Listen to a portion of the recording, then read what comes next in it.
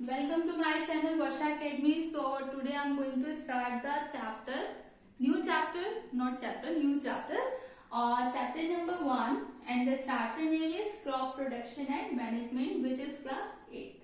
Okay students, so before going to start the chapter, आपको chapter के name से थोड़ा बहुत आइडिया लग रहा होगा स्टूडेंट्स कि आपको इस चैप्टर में क्या स्टडी करना है।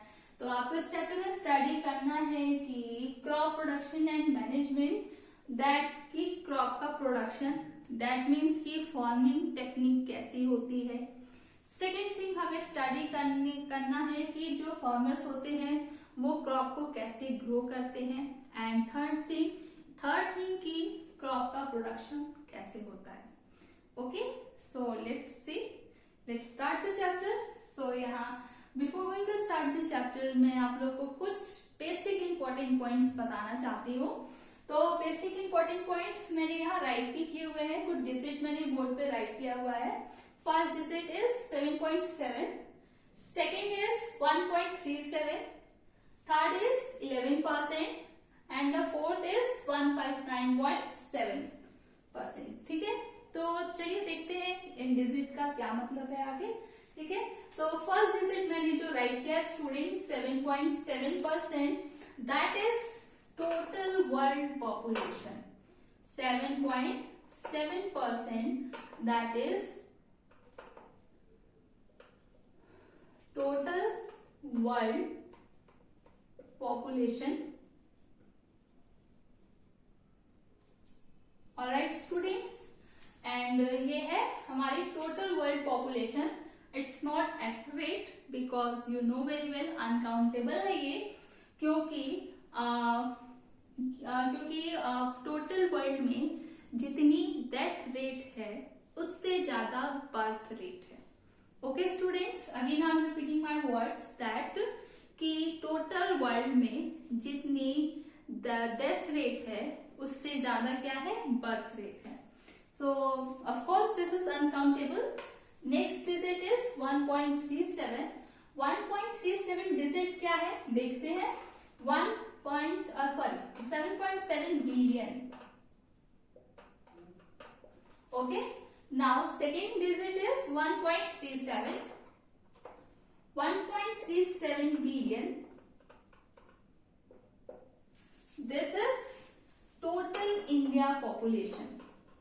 What is total India population? ये हमारे भारत की टोटल पॉपुलेशन है। Alright students, and this is also uncountable.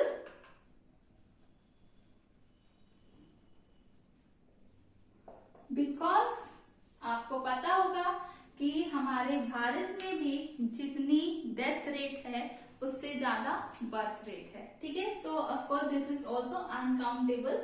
Now third point is 11%।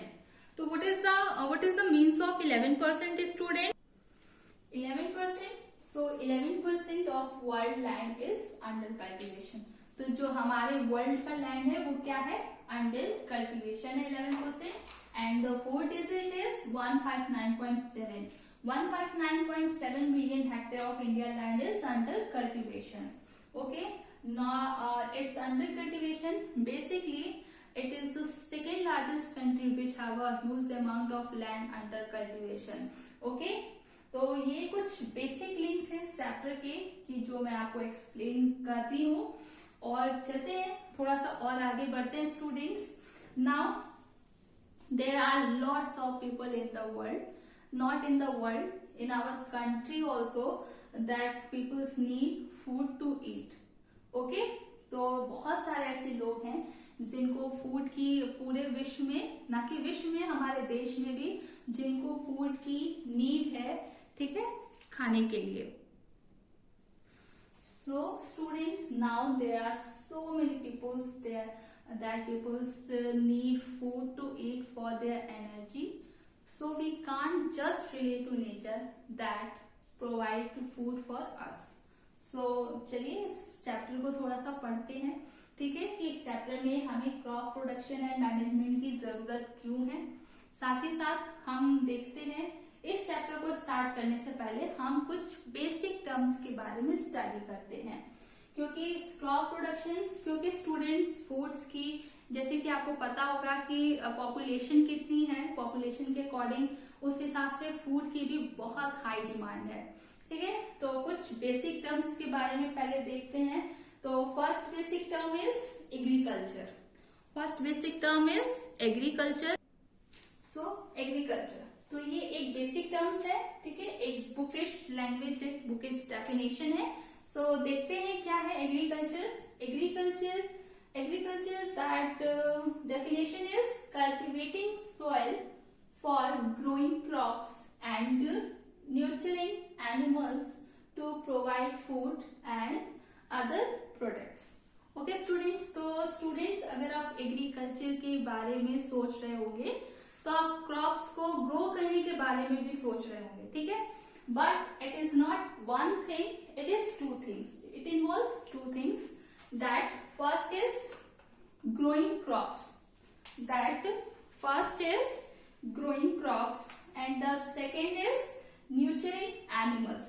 Okay students, first is growing crops and second is nurturing animals. तो growing crops ये हो गया आपका first thing and nurturing animals हो गया second things. For the purpose of food that we get from plant and animals also. So यहाँ पे two things, remember two things, it involves two things, that first is growing crops and the second is nurturing animals. Okay students, alright. So now it is agriculture. तो आप agriculture आप समझ ही गए होंगे कि agriculture क्या होता है। नेक्स्ट स्टार्ट करते हैं, हमारा आता है क्रॉप। सेकेंड हमारा बेसिक पॉइंट क्या आता है, क्रॉप। तो थोड़ा सा क्रॉप के बारे में जानते हैं students. So students, this is our second point, that is basic point crops. ठीक है, क्रॉप्स को हम लोग हिंदी में फसल भी कहते हैं। Okay, so let's see what is the definition of crop. When the same kind of plants are grown in the field. जब क्या होता है, when the same kind of plants are grown in the fields on a large scale to obtain food like cereals, wheat, rice, maize and pulses, vegetables and fruits etc. It's called crops. Okay, तो as example ले लें कि अगर हम लोग अगर wheat को वहां प्लांटेड करते हैं या उसको कल्टीवेट करते हैं, तो वहां पे जितने भी क्रॉप होंगे उस फील्ड में वो वीट के ही होंगे। ठीक है, तो इसे ही हम लोग क्या कहते हैं, क्रॉप्स कहते हैं। क्रॉप्स हमारे टू टाइप्स के होते हैं। ठीक है, फर्स्ट होता है हमारा kharif crops and second is rabi crops. ठीक है, first is kharif crops and the second is rabi crops. तो what's the kharif crops and what is the rabi crops, तो क्या डिफरेंस है दोनों क्रॉप्स में, चलिए देखते हैं स्टूडेंट्स। तो स्टूडेंट, खरीफ क्रॉप्स क्या होता है, खरीफ क्रॉप्स जो होते हैं ये जो ऐसे मतलब ये जो प्लांट्स होते हैं इनको रेनी सीजन में क्या किया जाता है, शोन किया जाता है। रेनी सीजन, हमारे भारत का जो रेनी सीजन होता है वो जून से जुलाई होता है। तो जून से जुलाई के बीच में इनको शोन किया जाता है and the beginning of south west monsoon. जब साउथ वेस्ट मॉनसून का जो स्टार्टिंग होता है उसी ड्यूरेशन में इन प्लांट्स को क्या किया जाता है, शोन कर दिया जाता है। Because these kinds of plants need substantial amount of water.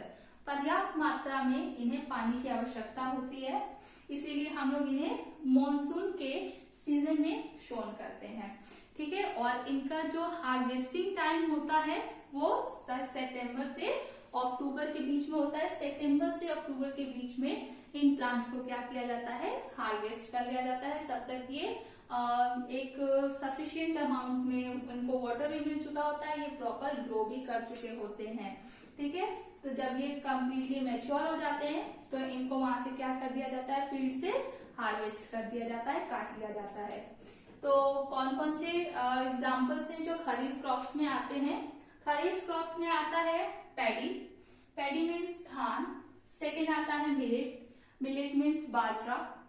Third means मक्का जो होता है, इन्हें भी सब्सटीनियल अमाउंट में वाटर की रिक्वायरमेंट होती है। फोर्थ आता है soybean. Fifth is groundnut and sixth is cotton. ऐसे भी और भी प्लांट्स हैं जो कि खरीफ क्रॉप्स में आते हैं। अब हम बात करते हैं रबी क्रॉप्स की। ठीक है स्टूडेंट्स, तो रबी क्रॉप्स किस टाइप्स के प्लांट को कहते हैं? सो स्टूडेंट्स, जो रबी क्रॉप्स होते हैं इनका जो शोन पीरियड होता है, जो क्रॉप्स को का जो शोन पीरियड होता है वो हमारा अक्टूबर से लेके मार्च तक होता है। जब ठंडी की शुरुआत होती है तब इनको क्या किया जाता है, इनको फील्ड में बोया जाता है। और इनको ज्यादा पानी की रिक्वायरमेंट नहीं होती है। ठीक, इनको मतलब थोड़ा बहुत पानी इनको चाहिए होता है। साथ ही साथ इनके साथ जो इस टाइप्स के प्लांट होते हैं, जो रबी क्रॉप्स होते हैं, इनकी जो हार्वेस्टिंग टाइम होता है वो होता है हमारा मार्च और अप्रैल। मार्च और अप्रैल में इनको क्या कर लिया जाता है, हार्वेस्ट कर दिया जाता है, काट लिया जाता है। ठीक है, उसके बाद फिर से वही स्टार्ट हो जाता है हमारा खरीफ क्रॉप। तो रबी क्रॉप्स में कौन कौन से एग्जाम्पल आते हैं? वीट आता है, ग्राम, पी, मस्टर्ड। वीट मीन्स होता है गेहूं, ग्राम मीन्स होता है चना, पी मीन्स मटर एंड मस्टर्ड मीन्स सरसों। Okay, so this is all about my video. इसके आगे के टॉपिक हम लोग नेक्स्ट वीडियो में डिस्कस करेंगे and the topic is basic practices of crop production. ठीक है, क्रॉप प्रोडक्शन के जो बेसिक प्रैक्टिसेस क्या क्या होते हैं। अगर आपको मेरा वीडियो अच्छा लगा हो तो उसको लाइक और सब्सक्राइब करना ना भूलिए। और अगर कोई भी डाउट हो इस चैप्टर में तो प्लीज कमेंट बॉक्स में राइट करिए। Okay, thank you, tata students, take care.